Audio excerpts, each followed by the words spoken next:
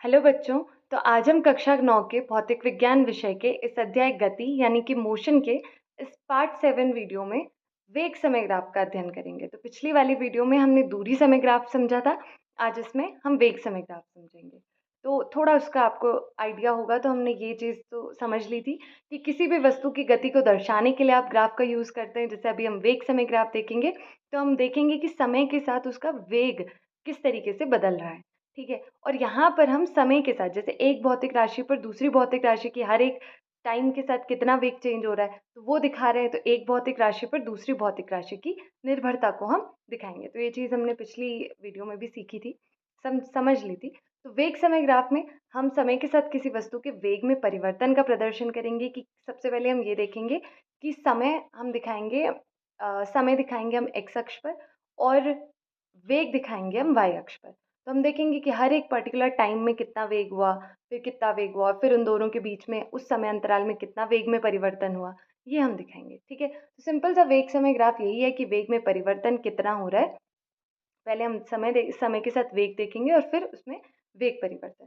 तो जैसे हमने दूरी समय ग्राफ देखा था विभिन्न अवस्थाओं में, जैसे एक समान चाल के लिए सबसे पहले देखा था, फिर जब चाल चेंज हो रही थी असमान चाल के लिए देखा था। तो यहाँ पर भी हम सबसे पहले देखेंगे एक समान वेग से गतिमान वस्तु के लिए। अब एक समान वेग का मतलब क्या होता है? एक समान वेग का मतलब है कि एक जैसा वेग, यानी कि वेग जो है वो चेंज ही नहीं हो रहा है। तो कोई भी वस्तु अगर सेम वेग के साथ पूरी गति में गति को तय कर रही है, जैसे अगर मैं गाड़ी चला रही हूँ और मैं पूरा गति में जो वेग है वो 40 मीटर पर सेकंड रख रही हूँ, तो उसको कहते हैं एक समान वेग। ये तो हम समझ गए हैं पहले से ही। तो इसका ग्राफ कैसा होगा, जरा सोचिए थोड़ा कि अगर मान लिया यहाँ पे आपका समय है, यहाँ पे आपका वेग है, तो मैं अगर कह रही हूँ कि 40 मीटर पर सेकंड से मैं गाड़ी चला रही हूँ, ना कहीं पर रुकी, तो सबसे पहले तो रुकी थी, तो वहाँ पे तो रुकी भी होंगी। लेकिन आगे जब टाइम गया, 1 सेकंड गया, तो भी मैं 40 पे ही थी। यहाँ पे अगर 40 है, और फिर ये 2 सेकंड गया तो भी मैं 40 पे थी, 3 सेकंड तो भी 40, 4 तो भी 40, मतलब हर एक टाइम पे 40। तो अगर मैं पॉइंट्स को जोड़ूँ, तो यहाँ वाले पॉइंट को अगर छोड़ दीजिए तो आपको पॉइंट ऐसा मिलेगा। ठीक है। तो इसका मतलब ये जो एक समान वेग से गतिमान वस्तु के लिए जो ग्राफ आएगा, वो एक्स अक्ष के समांतर होगा बिल्कुल। क्यों? क्योंकि जो वेग है, यानी कि जो वाई अक्ष पर है, वो चेंज ही नहीं हो रहा है। तो इसका मतलब, तो यहाँ पे ये तो ये है, लेकिन वो वेग चेंज नहीं हो रहा, तो ये आपके पास सेम लाइन पे मिलेगा आपको, सेम मतलब एक्स अक्ष के समांतर मिलेगा। ठीक है। और यहाँ पर जो वेग समय ग्राफ की ऊंचाई है, वो आपको खैर वाई उससे मिल जाएगी कितनी है, लेकिन इस ऊंचाई में कोई चेंज नहीं हो रहा है। मतलब जैसे हमने दूरी समय ग्राफ में देखा था कि ऐसे ग्राफ था, तो यहाँ पे चेंज हो रहा था कि बढ़ रही थी दूरी, लेकिन यहाँ पे कोई चेंज नहीं हो रहा है। फिर उसके बाद एक्स अक्ष के समांतर आपके पास एक सीधी रेखा आपको मिल रही है। इसके बाद हमारे पास एक समान वेग से गतिमान वस्तु के लिए यहाँ पे, जैसे अगर आपको याद हो, दूरी समय ग्राफ हमें क्या बताता है? दूरी समय ग्राफ में यहाँ पे दूरी रहती है, यहाँ पे समय रहता है आपके पास। तो ये हमें बताता है कि थोड़ा अच्छे से खींचनी चाहिए लाइन सा। तो जस्ट मैं बता रही हूँ आपको। तो ये हमें बताता है कि जैसे एक समान चाल से अगर कोई वस्तु चल रही रहती है, तो यहाँ पे दूरी समय ग्राफ हमें एक चाल के बारे में बताता है। वैसे ही वेग समय ग्राफ से हमें पता चल रहा है इतने समय में इतना वेग है, लेकिन ये हमें किसी कौन सी ऐसी अन्य भौतिक राशि है जिसके बारे में ये हमें बता रहा है। वैसे तो ये त्वरण के बारे में भी बता सकता है कि जैसे अगर मैं पूछूं, अगर यहाँ पे यही अगर वेग है, इधर वेग है और इधर नीचे समय है, तो अगर आपको मैं ये कहूँ कि ये ऐसा है, तो इसकी अगर आप ढाल निकालें, ढाल कैसे निकालते हैं? आप किन्हीं दो पॉइंट्स को चूज कर लेंगे। तो ढाल कैसे निकालेंगे? ये वाला पॉइंट होगा जो यहाँ पर वाई अक्ष पर होगा, उनके पॉइंट्स का अंतर, यानी कि यहाँ पे वाई कितना है, यहाँ पे वाई, उनका अंतर। तो ये वेग में परिवर्तन दिखा रहा होगा, पहले बाद वाला वेग माइनस पहले वाला वेग। और इतने ही इसमें एक्स अक्ष पर देखें तो ये वाला समय माइनस ये वाला समय, तो यहाँ पे समय आएगा। और ये वेग बट्टे समय का अंतर, ये क्या होता है? हमारे पास त्वरण होता है। तो यहाँ पे वो त्वरण बता रहा है। जैसे इस वाले ग्राफ में जो त्वरण है वो 0 है। क्यों? क्योंकि सेम वेग है। तो सेम वेग है, अगर आप इसकी ढाल निकालें तो यहाँ पे एक्स पे तो आपको चेंज मिलेगा, नीचे पे तो मिलेगा, ढाल में एक्स पॉइंट पे चेंज मिलेगा, लेकिन वाई पॉइंट पे तो वो 40 पे ही, तो 40 माइनस 0 मतलब 40 माइनस 40, क्योंकि बी पॉइंट भी 40 पे है, ए पॉइंट भी 40 पर है।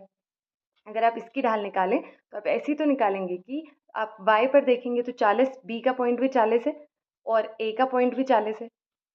आप a और b को क्यों देख रहे हैं? क्योंकि आप a और b को ही कंसिडर कर रहे हैं कि a और b के बीच में कितना वेग में चेंज हुआ। और नीचे समय जितना भी हो, समय तो t2 माइनस t1 है ही, लेकिन ये 0 हो जाएगा क्योंकि ऊपर सेम है और दोनों मतलब 40 में से 40 को घटा रहे हैं तो वो 0 हो जाएगा। तो यहाँ पे क्योंकि ढाल 0 है और वैसे भी वेग में जब चेंज ही नहीं हो रहा है तो जो त्वरण होगा वो 0 ही हो जाएगा क्योंकि v माइनस यू आपके पास 0 आ रहा होगा। तो वो t जितना भी हो उससे कुछ फ़र्क नहीं पड़ेगा। लेकिन इसके अलावा ये आपको और क्या बता रहा है, ठीक है? वेग मतलब आप इसे जनरली ऐसे याद रख सकते हैं कि वेग बटे समय था तो त्वरण मिला। लेकिन और चीज़, ये क्या और चीज़ कुछ बता रहा है आपको, तो ये आप कैसे ध्यान रखेंगे? देखिए, आपके पास अगर आप ये मतलब आपको बताता कैसे अभी आप समझ रहे हैं, तो आपको याद हो जाएगा कि ये आपके पास जो वेग और समय, जैसे ए और बी पॉइंट्स के बीच में हम कह रहे हैं, तो हम ऐसे लाइन्स खींचेंगे और हमें एक क्षेत्रफल मिलेगा इन दोनों के बीच में। मतलब वेग समय ग्राफ की जो लाइन होगी, चाहे वो ऐसे आ रही है, चाहे वो ऐसे ही आ रही है, समांतर आ रही है, तो आपको उसके और एक्स अक्ष के बीच में एक क्षेत्रफल मिलेगा। जैसे आपको जिन भी पॉइंट्स के बीच में निकालना है, ऐसे अपने लंब ड्रॉ किया एक्स अक्ष पर और जो भी बीच का क्षेत्रफल है, तो वो क्षेत्रफल आपको एक भौतिक राशि के बारे में बताएगा। कौन सी भौतिक राशि? यहाँ पे आप देखेंगे कि आपके पास ये वेग को बताएगा, ये वाली भुजा, क्योंकि वेग यहाँ पर है इसलिए वो वेग को के बारे में बताएगा और ये समय के बारे में बताएगा, ठीक है? और ये एक आयत जैसा आपके पास बन रहा है। अगर आप इसका क्षेत्रफल निकालें तो ये एक आयत है और आयत का क्षेत्रफल है वेग गुणा समय। वेग गुणा समय क्यों कह रहे हैं? क्योंकि ये वाली भुजा आपके पास वेग बता रही है और नीचे जो एक्स अक्ष पर है वो समय बता रही है। तो वेग गुणा समय, क्योंकि आयत का क्षेत्रफल क्या होता है? लंबाई गुणा चौड़ाई। लंबाई में क्या है? वेग है, समय चौड़ाई में है। तो वेग गुणा समय जो कि लंबाई गुणा चौड़ाई है इस आयत के लिए या इस आयत के लिए, तो वेग गुणा समय क्या होता है? सोचिए थोड़ा क्या होता है। देखिए, वेग बराबर एक और चीज़ होती है विस्थापन बटे समय, ठीक है? तो वेग गुणा समय मैंने कहा, तो आपके पास विस्थापन आपके पास मिल जाएगा, ठीक है? तो इसका मतलब ये है कि ये जो एरिया है, जो वेग समय ग्राफ ने घेरा, मतलब वेग समय ग्राफ ये है ग्राफ, ठीक है? जो ये पॉइंट्स आपको मिले और जो एक्स अक्ष के बीच में घिरा हुआ क्षेत्रफल होगा, यानी कि ये जो ब्लू वाला डॉटेड एरिया है, ये आपके पास विस्थापन आपको दे देगा। पर ये याद रखना है कैसे देगा, ठीक है? वरना याद तो आपको रह ही जाएगा, पर याद रखना है, समझ लिया हमने कि कैसे ये आपको मिल रहा है। सिंपल सी चीज़ थी कि हमने देखा वेग समय ग्राफ से हमें त्वरण भी मिल पा रहा है, लेकिन हमने देखा कि अगर मैं इस क्षेत्रफल को निकालूं जो इन दो पॉइंट्स के बीच में घिरा हुआ है, दो पॉइंट्स आपको कैसे मिलेंगे? जहाँ पे आपको बोला गया होगा कि ए और बी तक गया, वहाँ पे बताइए। ऐसे अभी हम देखेंगे भी तो समझ आ जाएगा। जैसे ये T1 और T2 के बीच में आपको बोला गया है कि यहाँ पे बताइए कि वहाँ पे विस्थापन कितना है। तो हमने ये देखा कि इस टाइम पे तय की गई दूरी कितनी है, मतलब विस्थापन कितना है, हम ये देखना चाह रहे हैं। तो हमने सिंपल सा ये वाली दूरी और ये दूरी तय कर ली, यानी कि हमने सिंपल सा, हमें ये पता है वेग गुणा समय, तो हमने ये लिया और ये लिया। बाकी हमें ये दिख रहा है कि ये एक आयत जैसा है, आयत ही है, लंबाई गुणा चौड़ाई की, तो लंबाई में वेग है और चौड़ाई में हमारे पास समय है। तो ये AC क्या है आपके पास? AC हो जाएगा ये, यानी कि 40, ठीक है? 0 से 40 तक, तो 40 हो जाएगा। और फिर ये CD क्या हो जाएगा? CD ये है, तो अंतिम पॉइंट T2 है और स्टार्टिंग पॉइंट ये T1 है यहाँ तक का, तो ये हो जाएगा हमारे पास CD, ठीक है? तो इस तरीके से आपके पास ये इतने किलोमीटर विस्थापन आ जाएगा, ठीक है? मतलब सिंपल सी बात है, वेग समय ग्राफ आपको जो घिरा हुआ क्षेत्रफल होगा एक्स अक्ष के बीच में, वो विस्थापन के बारे में देगा। क्यों देगा? क्योंकि अगर आप उसका क्षेत्रफल निकालेंगे तो वो विस्थापन के बारे में आपको बता रहा होगा, ठीक है? तो ये ABDC जो क्षेत्रफल है उसका क्षेत्रफल बन गया। एक समान रूप से त्वरित गति, सबसे पहले तो इसका मतलब याद कीजिए। एक समान रूप से त्वरित का मतलब क्या है? कि जब जो वस्तु होगी उसका जो त्वरण होगा वो एक समान होगा, यानी कि उसको त्वरण चेंज नहीं हो रहा है, मतलब वेग में चेंज हो रहा होगा लेकिन त्वरण चेंज नहीं हो रहा है, उसको बोलते हैं एक समान त्वरित गति। जैसे आप यहाँ पे देखें इस वाले डेटा को, तो यहाँ पे 0 समय था तो कार का वेग 0 है, फिर 5 पे ये 2.5 हो गया, फिर 10 पे ये 5, तो हर एक टाइम के बीच में आप 5-5 का गैप है। और यहाँ पे देखेंगे तो हर एक के बीच में 2.5 का गैप है, 2.5 का गैप है। और यहाँ पे देखेंगे तो यहाँ पे आपके पास कितने कितने का गैप है? 9 का गैप है, ठीक है? हाँ, 9 का गैप है। तो ये आपके पास ये बता रहा है कि ये मतलब कार का वेग मीटर पर सेकंड में, किलोमीटर पर आवर में, मतलब उसी को चेंज है। तो ये आपके पास ये है कि समान, एक समान रूप से त्वरण समान कब हो सकता है? A is equals to V minus U. ये हम पहले भी डिस्कस कर चुके हैं कि ये जो त्वरण है ये समान होना चाहिए, ये चेंज नहीं होगा। जब तक ये चेंज नहीं होगा, यानी कि वेग में चेंज तो हो रहा है, वेग है ये, 0 से 2.5 हुआ, 2.5 से 5 हुआ, 7.5 हुआ, वेग तो चेंज हो रहा है, लेकिन वेग में परिवर्तन चेंज, ये तो वेग में परिवर्तन है। तो वी से यू से वी हो रहा है, मतलब 0 से 2.5 हुआ, 5 हुआ, लेकिन उनके बीच में जो गैप है वो एक समान है हर एक समय अंतराल में, इसीलिए वो एक समान रूप से त्वरित गति है। तो इसका ग्राफ अगर आप ड्रॉ करेंगे, ग्राफ ग्राफ ड्रॉ करके देखेंगे तो इसका ग्राफ कुछ ऐसा मिलेगा, ऐसा ही मिलेगा, मतलब एक ऐसी रेखा मिलेगी आपको, सरल रेखा इस तरीके से मिलेगी जैसे आपको दूरी समय ग्राफ के लिए भी मिल रही थी। तो इस तरीके से अगर हम ये देखें कि यहाँ पर जो ये, अच्छा क्षेत्रफल के बारे में हम बाद में बात करते हैं, तो ग्राफ की प्रकृति समान समय अंतराल में वेग परिवर्तन समान रूप से है, और ये आपको एक सरल रेखा के रूप में मिलेगा। अब जरा इस क्षेत्रफल पे आते हैं अगली स्लाइड पे। ठीक है, अगर हम ये देखें कि वेग समय ग्राफ के द्वारा घेरा गया क्षेत्रफल कितना है, जैसा इस पूरी लाइन से आप कहीं पर भी पॉइंट्स ले लीजिए, चाहे आप यहाँ पे लें, चाहे आप यहाँ पे लें, जो त्वरण मिलेगा, त्वरण क्यों मिलेगा ये मैं पहले डिस्कस कर चुकी हूँ। वेग समय से आपको त्वरण मिलेगा क्योंकि इसकी ढाल निकालेंगे तो त्वरण मिलेगा। यहाँ से अगर आप कहीं पर भी निकालें, इन बिंदुओं को ले लें या किसी भी बिंदु को, तो त्वरण आपके पास सेम ही आने वाला है। ठीक है, तभी तो एक समान त्वरण कहा गया है उसको। तो एक समान त्वरण का ग्राफ ऐसा है। अब इसका क्षेत्रफल हमें क्या देगा, उसके लिए मान लेते हैं हम कोई दो पॉइंट्स ले लेते हैं ए और ई। तो अब इनके बीच के क्षेत्रफल को देखने के लिए हमने ऐसे लंब ड्रॉ कर दिए एक्स अक्ष पर, और अब जो इनके बीच का क्षेत्रफल है वो ये है। तो अब ये क्षेत्रफल कुछ ऐसा मिल रहा है हमें। ठीक है, तो हमने ऐसा बना दिया कि ये त्रिभुज भी बन गया और ये आयत, क्योंकि त्रिभुज का क्षेत्रफल हमें पता होता है, आयत का भी। वैसे तो ये एक समलंब बन रहा है, समलंब यानी कि जिसकी ऐसे बन रहा है, समलंब ऐसे। समलंब वो होता है जिसकी कम से कम, मतलब जिसकी जो दो भुजाएं होती है, कम से कम जिसकी जो दो भुजाएं होती हैं वो हमारे पास समांतर होती हैं, और फिर जो दो भुजाएं होती हैं वो एक दूसरे को काट सकती हैं, पीछे जाएंगी ऐसे जाएंगी तो काट सकती हैं। तो खैर दो भुजाएं इसकी समांतर हैं, लेकिन हम इसको थोड़ा सॉल्व करके कर रहे हैं कि त्रिभुज लेंगे फिर ये। तो अब अच्छा, इसका इसमें जो क्षेत्रफल है वो ए बी सी डी है, या पूरा A B C D E ए है, मतलब ए भी लिख सकते हैं क्योंकि पूरा बाउंड हो जाएगा, पूरा बंद हो जाएगा वो। तो ए बी सी डी तो केवल नीचे वाला है, पर वो नीचे वाला नहीं, पूरा ए और डी पॉइंट को कवर करना, ए और ई पॉइंट को कवर करना चाहिए। तो वो पूरा ये वाला क्षेत्रफल है, ये वाला।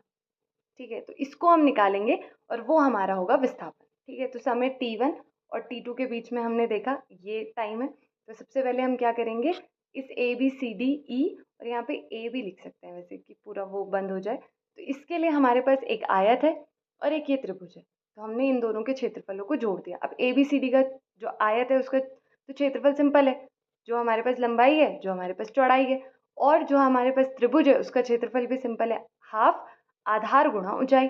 आधार क्या हो गया AD और ऊंचाई क्या हो गई DE। तो ये हमने लिख लिया।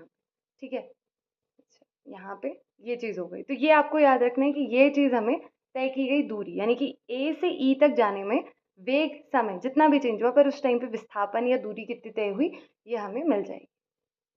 ठीक है, अब आगे चलते हैं। असमान त्वरित गति से गतिमान एक वस्तु का वेग समय ग्राफ कैसा होगा। देखिए ये पॉइंट्स ऐसे मिल रहे हैं जैसे इस टाइम पे इतना वेग, इस टाइम पे इतना, तो ये एक लाइन पे नहीं आ रहे सारे के सारे।